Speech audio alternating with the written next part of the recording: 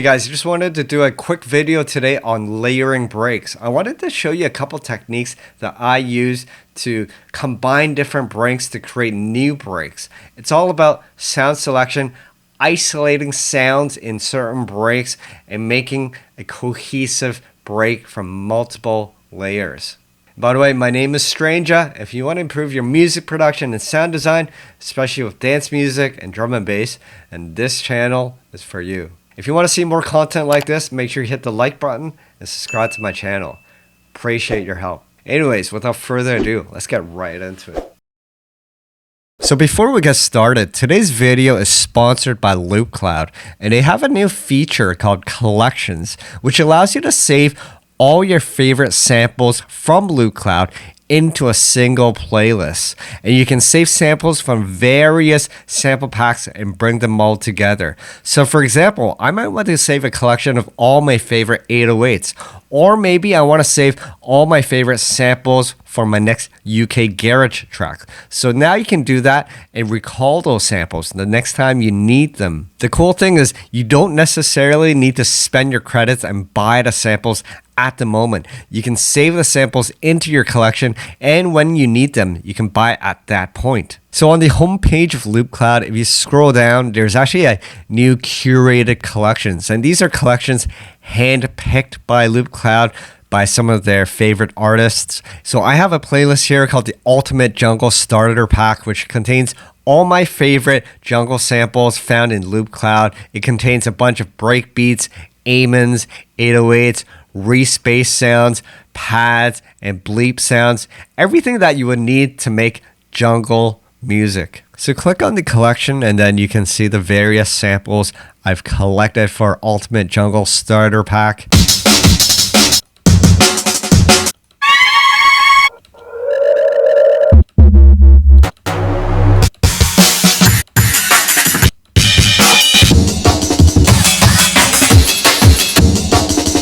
So I pretty much went through the entire library in LoopCloud and handpicked all my favorite samples that you can use for jungle. So if you're interested in getting on LoopCloud, they're actually offering a special promo for you guys today. If you sign up down in the link below and use my code STRANGER30, you'll receive 30% off on an annual membership. And then make sure to check out my Ultimate Jungle Starter Pack on LoopCloud. So here's 4 breaks I've selected from my Ultimate Jungle Starter Pack on LoopCloud, and you can check them out.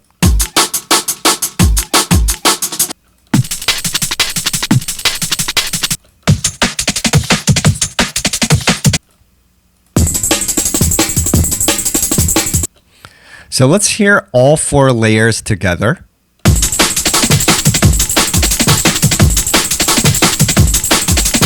So it sounds all right, but what I find is that it sounds a bit jumbled together and there's a lot happening because of all the hits competing against each other. So the very first trick I like to do when layering breaks is to line up the kicks and snares so that they are synchronized. Now, this is not a hard rule. Sometimes it's nice to have kind of syncopation and polyrhythms where you have different rhythms layered over each other. But when you want to layer breaks kind of to create a new break, then it makes more sense to synchronize the kick and snares so that they sound more cohesive. So let's work on the first section. So I'm going to use the second bar and I'm just going to move this here.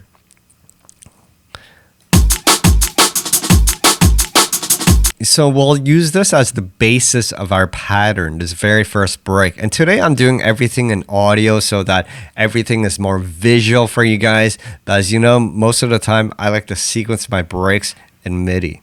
So the pattern that we have here, I call it the step-up pattern because you have a snare that comes a bit early instead of the typical boom, ka, boom, ka. You have boom, ka, boom, ka.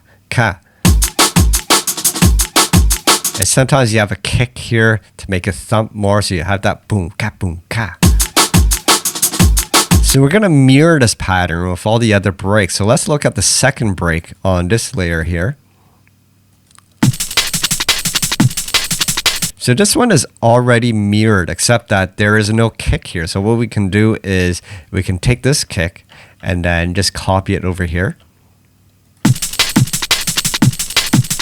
So now it mirrors this top pattern.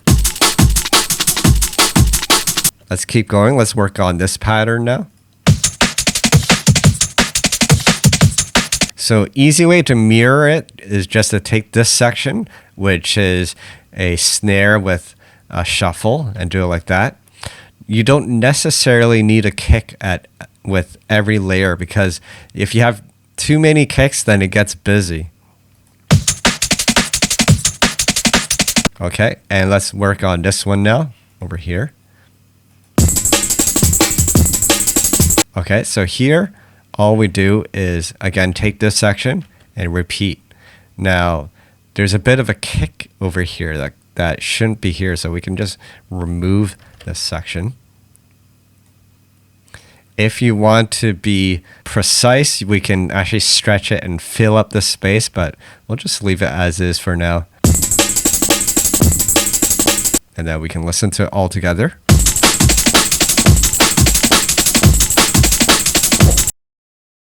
Okay, so that's sounding much better now. Everything is aligned and synchronized in terms of the kick and snare. However, it still sounds a bit busy and chunky because of all the kicks and snares. So the next trick we're going to talk about is decoupling certain kicks and snares from the patterns and letting one break shine for the kick and snare. And actually what I'm going to do is I'm going to let the snare from the first break shine. And then I'm going to let the kick from this break shine. So we can clean up the sequence by removing the hits we don't need. So we don't need the kick here and here. And now we need to fill in these empty spaces to make this break sound seamless. So luckily we have a hi-hat here that fills an entire eighth note. So we can use this and fill in the negative space. Now sometimes I find that the hi-hat preceding the kick has a bit of low frequency, and that might dirty up the mix. So what we can do is just bring this into a new audio track, pull these guys down here, and you might as well pull these guys here, and then we can add an EQ and just remove all those low end frequencies that we don't need, probably around 150 hertz. So if you have headphones, listen to that rumble on the hi-hats. And then turn on the EQ. And that's much cleaner. The reason why I do this is I don't want to remove the low frequencies from the snare, because that might remove some of the meat from the snare. So we have the snares isolated. We remove the kick. All right, and now we're going to work on this break here. And for this one, I want to keep the kick, but maybe I don't want the snare. So this time we'll reverse the order. So we're repeating the same process, except we're replacing the snares. And just listen to the break and look at which pieces are opportune for filling up the negative space. It could be the shuffle if you want a more busy break. So you could take this, for example, and move it there. Or you may want just the open hi-hat, which is a little less busy. So like that. And I actually like that. It's a bit cleaner. Let's listen to both breaks together.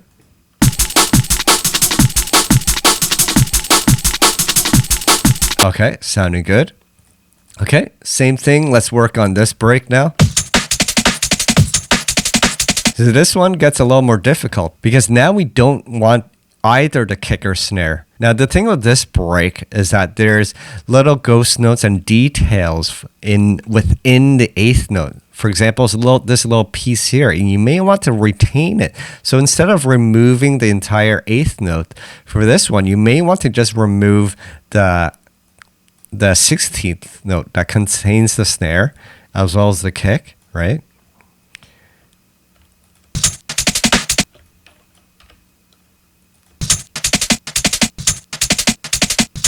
And then once again, find opportune pieces that can fill in that negative space. Maybe it's this one, or it could be that, right?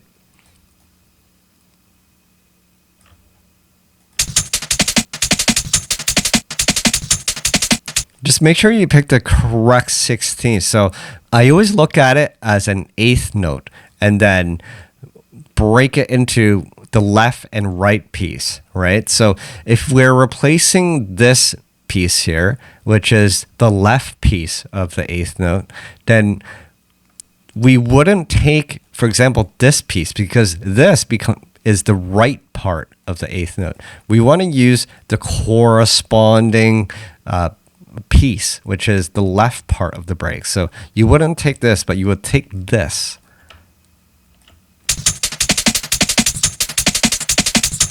Okay, let's hear it.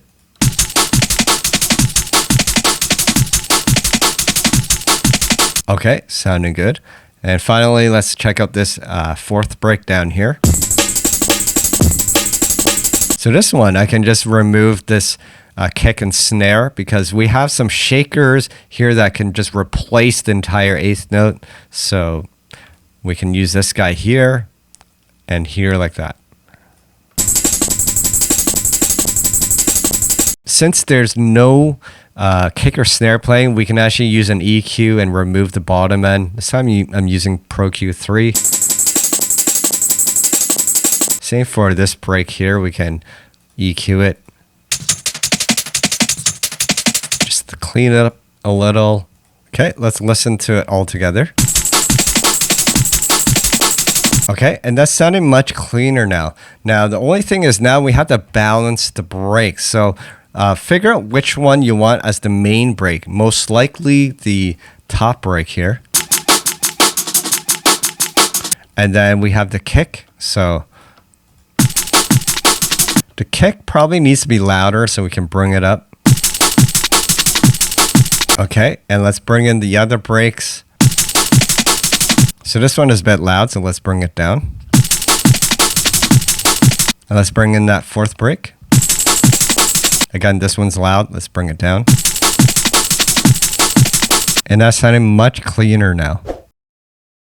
And then finally, you can group all 4 layers together and then you can process it as one break. So you can add some additional EQing. And lately, I've been enjoying using Glue Compressor as a clipper. So just enable the soft mode and bring the makeup up.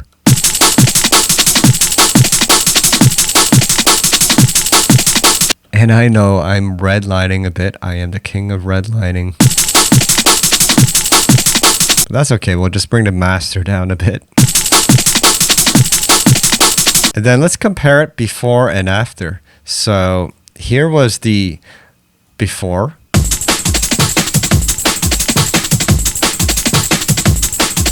And here's our new break resequenced and re-leveled.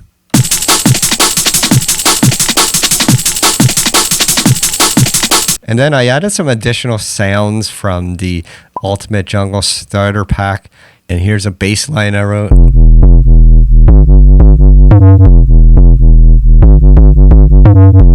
And here's some additional sounds, lasers. These can all be found in the collection on LoopCloud. All right, and let's listen to the entire track all together.